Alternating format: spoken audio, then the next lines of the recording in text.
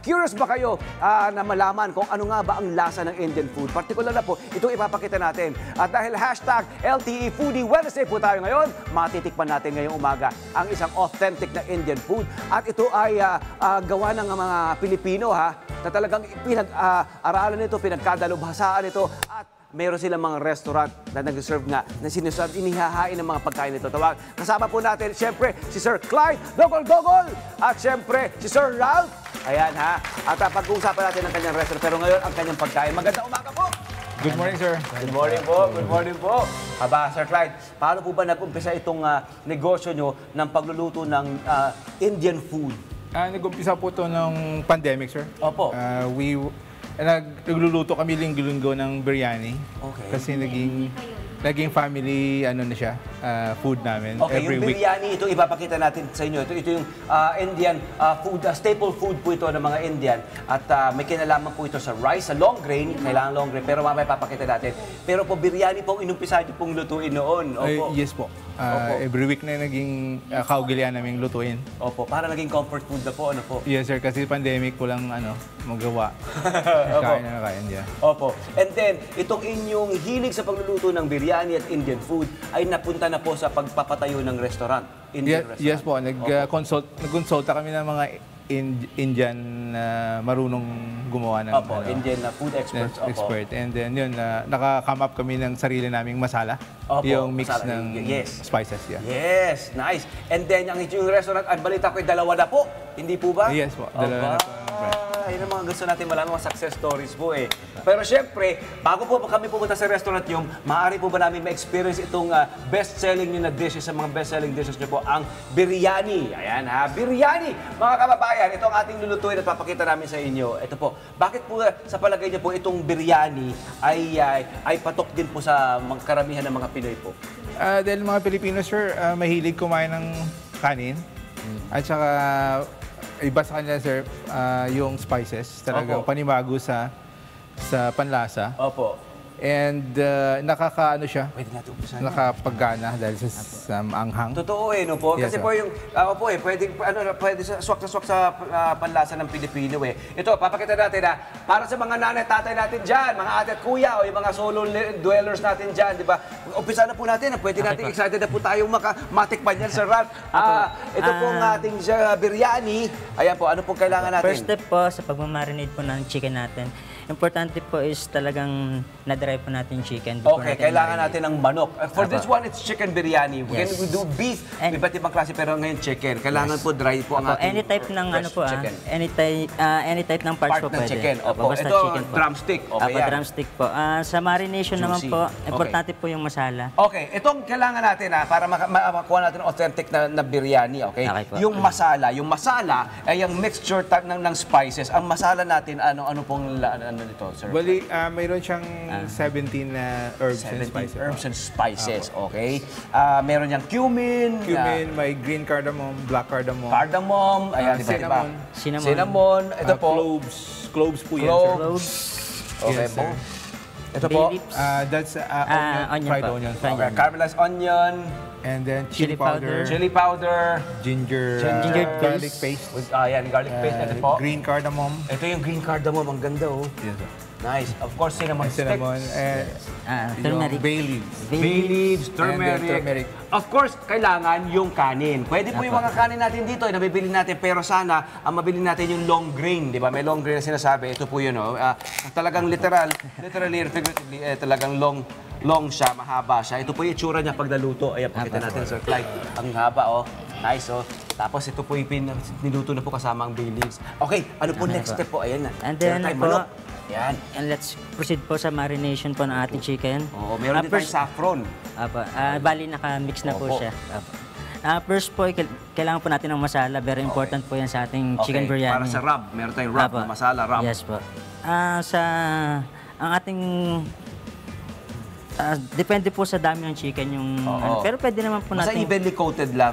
evenly coated lang po natin yung chicken dun sa Distributed. Apo. Okay, yan po yung masala and then Next is, pwede na rin po natin i-direct yung ating Cardamom. seed sa ating marination. Opo. Kasi, Ilan lang po ilalagay natin kasi potent yan, malasa Opo, yan. Ano? 3 piraso lang po. Opo. Kasi masyado pong aromatic yan. Opo. Kumbaga, nasa sayo na kung paano mo Opo. i-balance yung aroma nung Opo. tsaka yung tapang nung Sagsama biryani. ko sa amoy-amoy, sa tansya-tansya. Yes po. Para Pilipino rin ng mga Indian, ano? Tansya-tansya rin sila, ano po? Yes Sir po. Clyde? Yes, sir. Opo, no?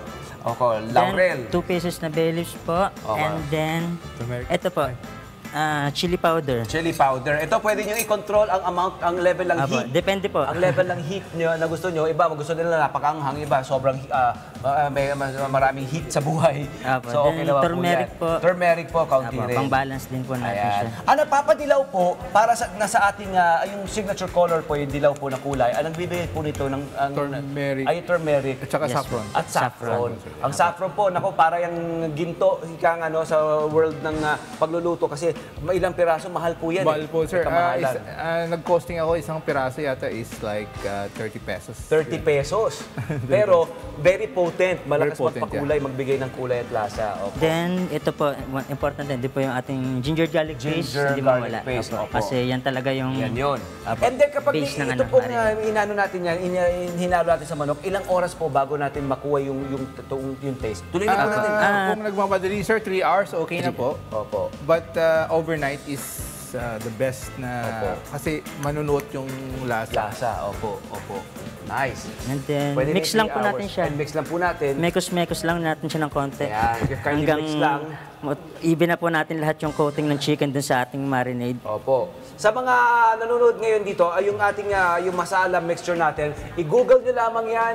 Makikita nyo agad yan at marami tayong makikita kanya-kanyang mga iba't ibang version ng masala na mix, na masala mixture. Of course, meron tayo na-encounter, di ba, yung chicken tikka masala. Yan, kasi may masala mix yun. Iba't Apo, iba yan. marami pong version Opo. siya. Alam niyo ba, Indian food, kahit sa ang bahagi ng mundo, kahit sa United Kingdom, sikat na sikat yan. O, biryani rice naman po tayo. Ito po, sir. This is our biryani rice, sir, na nilagay namin, na-assemble na. Nice. Yung chicken, niluto namin ng Saan yung gloves? Opo. Yung chicken po, niluto namin 20 minutes, sir, hanggang maluto. okay. This way, pagluluto ng biryani is the safest way para sa mga beginners. Opo. Opo. Kasi hindi namin hinahalo yung hilaw na chicken. We cook the chicken first and then the rice. Para safe yung yung hindi malata yung kanin Opo, yung sa mga kanin. beginners. So, paano po natin pinimerge yung ito pong ating chicken dun sa rice? Ito po, prito-prito rin po ba muna? Igigisa sa mantika, sir. Okay. And then, lulutuin siya ng 20 to 25 minutes. Okay. Hanggang lumabas yung oil ng masala. Opo. Mabango na siya. And then, pag okay na, sir, ilalagay na yung 80% cooked rice. Yun na po yun. Para, Yes. opo. So, ilalagay natin yung kanin. Mga kababayan, ganun po yung manok daw po muna. Ito po munang manok. Ano po? Lulutuin ng Opo. 20 minutes. Isa sa 20 tayo lang minutes. po sa Opo. Opo. And Tapos then, po, pag naluto na, sir, ilalagay isasama na yung sa rice. Yung rice sa Opo. taas. Opo, sa itaas. And then, lulutuin siya ng 3 minutes high heat.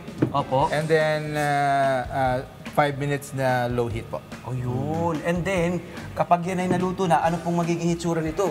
Ayun na po. Ito na po yung finished product natin. Ako na. Ayan, sige po, tuloy niyo na po, Sir Clyde.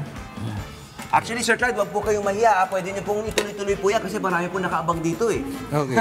Sa studio. Tanggalin ko na po. Ipakita natin Para po sa mga, alam niyo po, sa mga Kapampangan, di ba meron tayong biringhi? O, shoutout sa mga Kapampangan, mga kasama natin, mga kababayan ko pong Kapampangan.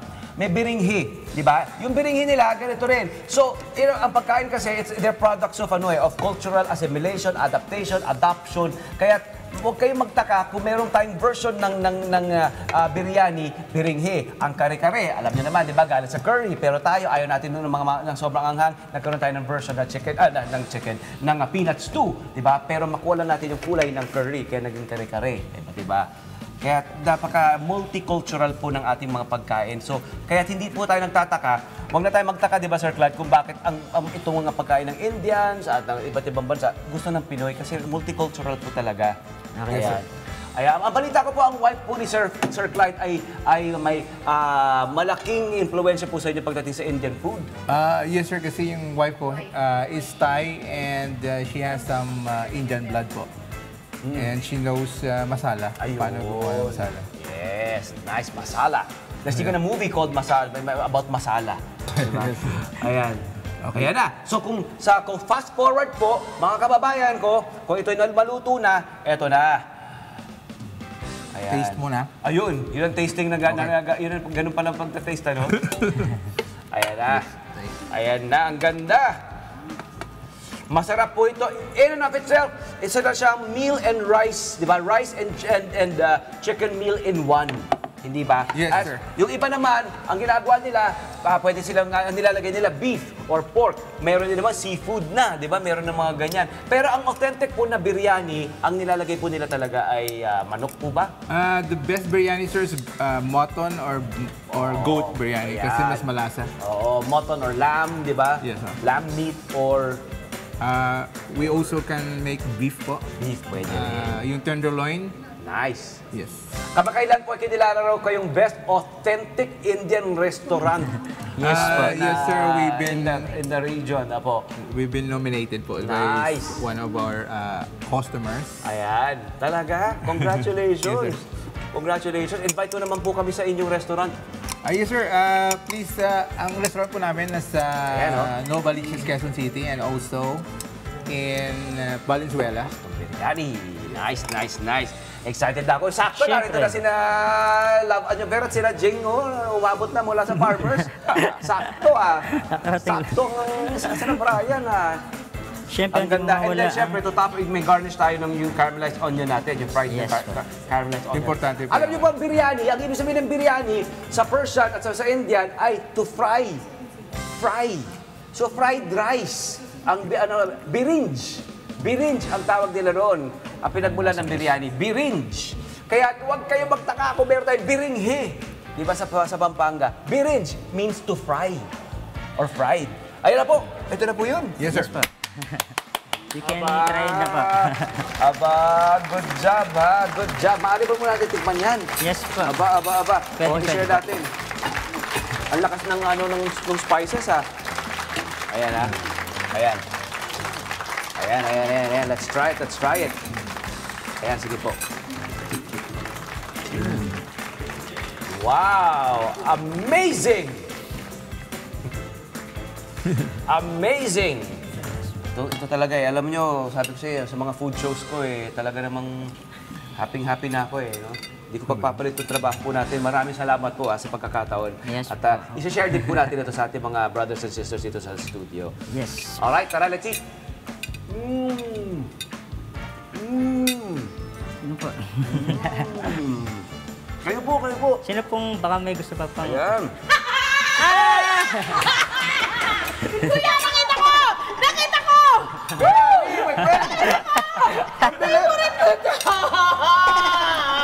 Maraming salamat! Nakagaling! Parang hindi ko ang galing Nag-jogging ako mula sa Barceloneta! Ayan, live si Ralph at si Sir Clyde. Ayan, meron sila. Sarap. Yeah. Sarap! Sarap. Ano na? Pakasarap! Malinamnam! Tsaka itong ito talaga yung favorite ko yung rice na to Alam mo kahit ano siguro iluto dito, kakainin ko ng bonggang-bongga. So, long grain. Ito yung gusto ko, long grain, tapos yung naghihiwa-hiwalay. Masakit yung... Masakit So, yung parang hindi na po makakatulog nito.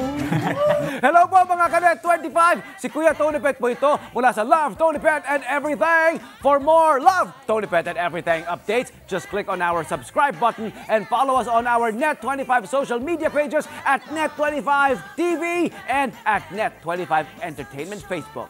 Magkita-kita po tayo!